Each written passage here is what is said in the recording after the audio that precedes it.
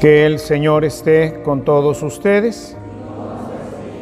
Anuncio de la buena noticia de nuestro Señor Jesucristo, escrita por San Juan. Gloria a ti, Señor.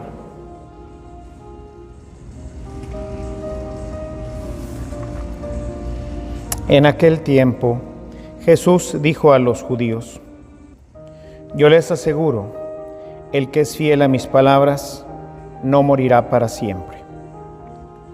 Los judíos le dijeron: Ahora ya no nos cabe duda de que estás endemoniado, porque Abraham murió, y los profetas también murieron, y tú dices: El que es fiel a mis palabras no morirá para siempre. ¿Acaso eres tú más que nuestro padre Abraham, el cual murió? Los profetas también murieron. ¿Quién pretendes ser tú? Contestó Jesús: Si yo me glorificara a mí mismo, mi gloria no valdría nada. El que me glorifica es mi Padre, aquel de quien ustedes dicen es nuestro Dios, aunque no lo conocen. Yo en cambio sí lo conozco, y si dijera que no lo conozco sería tan mentiroso como ustedes. Pero yo lo conozco, y soy fiel a su palabra. Abraham, el padre de ustedes, se regocijaba con el pensamiento de verme. Me vio y se alegró por ello. Los judíos le replicaron: ¿No tienes ni 50 años y has visto a Abraham? Le respondió Jesús: Yo les aseguro que desde antes que naciera Abraham, yo soy. Entonces recogieron piedras para arrojárselas, pero Jesús se ocultó y salió del templo. Palabra del Señor.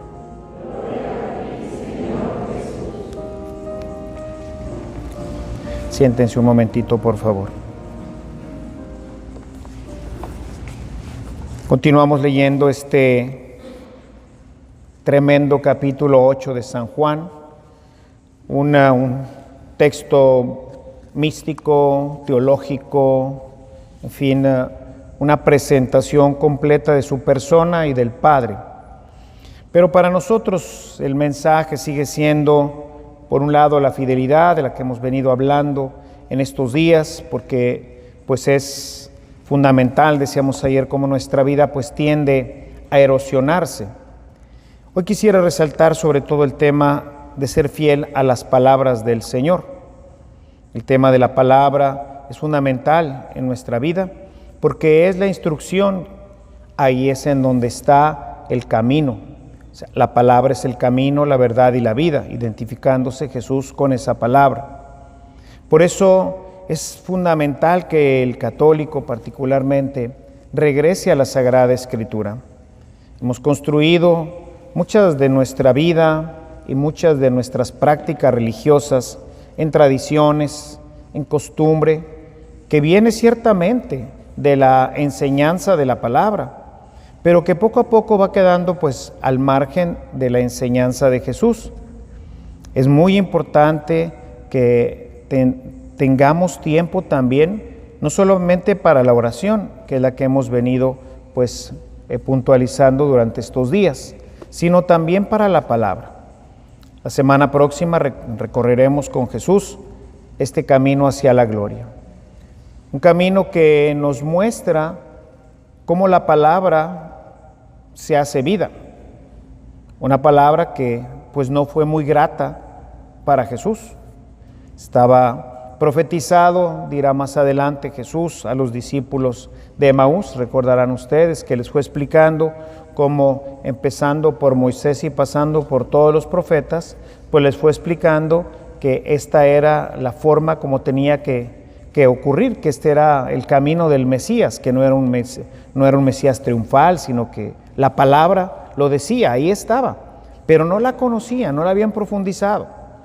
Y esta no profundización nos hace quedarnos quizás como a ellos, pues en la superficie, o sea, nomás vemos lo bonito, lo que nos gustaría, va a venir el Mesías, y tenían una idea mesiánica pues equivocada.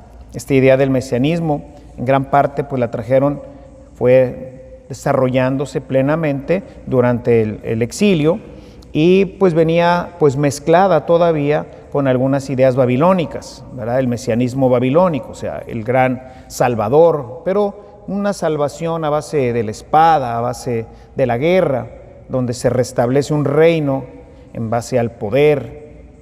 Y Jesús habla así de un mesianismo, de un rescate, de una nueva vida, pero que está basada no en la espada, sino en una transformación interna del corazón.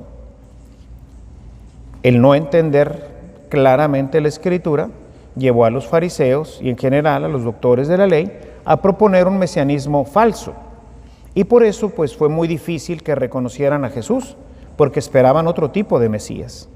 Solamente la gente poco instruida, la gente del norte, Palestina, que pues era considerada prácticamente pagana, pues esa fue mucho más fácil, tuvo más apertura a la palabra ya de Jesús, porque pues era gente que escasamente se acercaba pues a la sinagoga cada semana y pues a Jerusalén una vez al mes, digo una vez al año.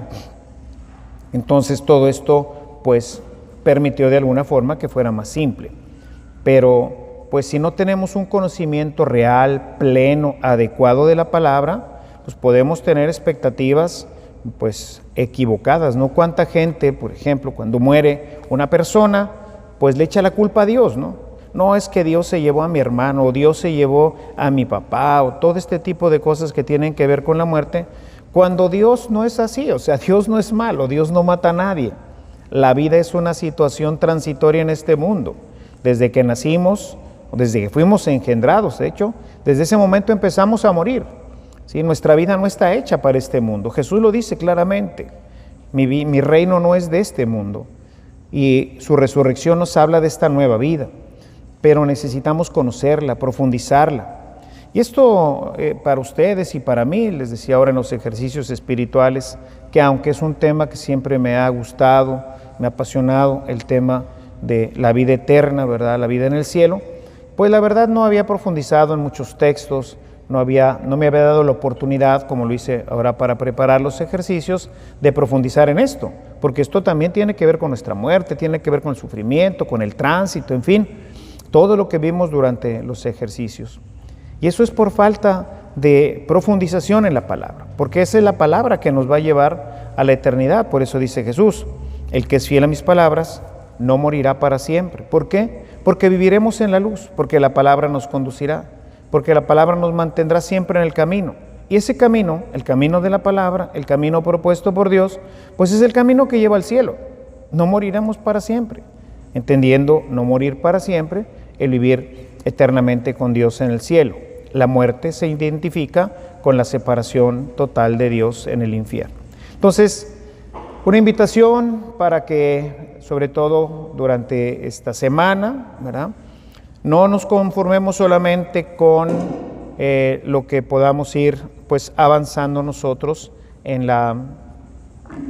lo que podamos nosotros ir avanzando en nuestra reflexión en las liturgias de la semana, que ojalá y pues la gente que esté un poquito más de descanso pueda venir, sea en la mañana o en la tarde, para ir siguiendo la liturgia, pero ir acompañando a Jesús, ir a la Biblia, ir acompañando bajo las diferentes perspectivas de los diferentes evangelios que nos van narrando desde la entrada a Jerusalén, el domingo, y así ir caminando con Jesús hasta su resurrección.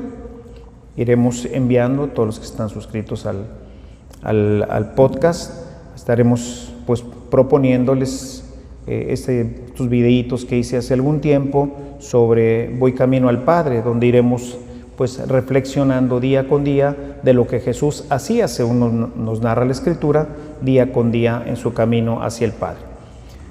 La Escritura tiene que ser el libro de cabecera de nuestra vida. Sin él fácilmente nos confundimos, tenemos expectativas equivocadas de la muerte, de la vida, del dinero, de todo, porque no conocemos cuál es el proyecto de Dios que Él ha marcado a través de la Escritura. Tengan siempre cerca de ustedes, léanla, profundícenla, medítenla y en la medida de lo posible estúdienla, la palabra, para que esté siempre cerca de su corazón. Alabado sea Jesucristo.